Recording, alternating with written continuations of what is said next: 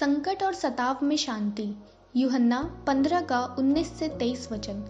यदि तुम संसार के होते तो संसार अपनों से प्रेम रखता, परंतु इस कारण कि तुम संसार के नहीं वरन मैंने तुम्हें संसार में से चुन लिया है, इसीलिए संसार तुमसे बैर रखता है। जो बात मैंने तुमसे कही थी, दास अपने स्वामी से बड़ा नहीं होता, उसको याद रखो। यदि उन्होंने मुझे सताया तो तुम्हें भी सताएंगे, यदि उन्होंने मेरी बात मानी तो तुम्हारी भी मानेंगे। परंतु यह सब कुछ वे मेरे नाम के कारण तुम्हारे साथ करेंगे, क्योंकि वे मेरे भेजने वाले को नहीं जानते।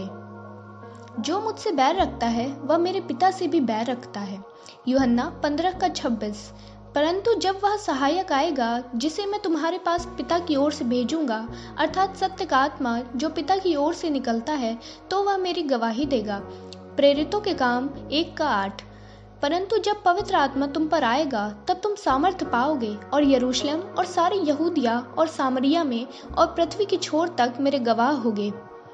इब्रानियों 9 का 27 से 28। जैसे मनुष्यों के लिए एक बार मरना और उसके बाद न्याय का होना नियुक्त है, वैसे ही मसीह भी बहुतों के पापों को उठा लेने के लिए एक बार बलिदान हुआ, और जो लोग उसकी बाट जोहते हैं उनके उद्धार के लिए दूसरी बार बिना पाप उठाए हुए दिखाई देगा। प्रकाशित वाक्य 3 का 11। मैं शीघ्र ही आने वाला हूँ, जो कुछ तेरे पास है उसे थामे रहे, कि कोई तेरा मुकुट छीन न ले। यूहन्ना 12 का 26। यदि कोई मेरी सेवा करे तो मेरे पीछे हो ले, और जहाँ मैं हूँ वहाँ मेरा सेवक भी होगा। यदि कोई मेरी सेवा करे तो पिता उसका आदर करेगा। पहला कुरिन्थियों 15 का 58। इसलिए हे मेरे प्रिय भाइयों, दृढ़ और अटल रहो और प्रभु के काम में सर्वदा बढ़ते जाओ, क्योंकि यह जानते हो कि तुम्हारा परिश्रम प्रभु में व्यर्थ नहीं है। लूका 10 का 19। देखो, मैंने तुम्हें सांपों और बिच्छुओं को रौंदने का और शत्रु की सामर्थ्य पर अधिकार दिया है, और किसी वस्तु से तुम्हें कुछ हानि न होगी।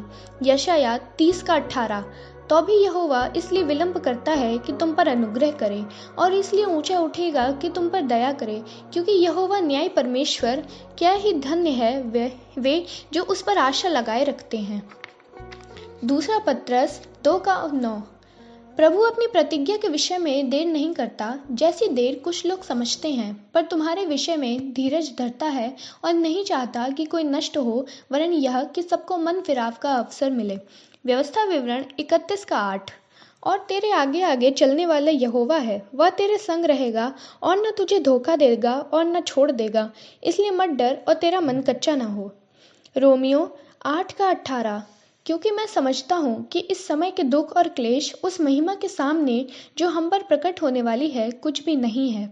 व्यवस्था विवरण 31 का 6। तू हियाव बांध और दृढ़ हो, उनसे न डर और न भयभीत हो, क्योंकि तेरे संग चलने वाला तेरा परमेश्वर यहोवा है, वह तुझको धोखा न देगा और न छोड़ेगा। आमीन। परमेश्वर इन पढ़े गए और सुने गए वचनों पे आप सबको आशीष दें। आमीन।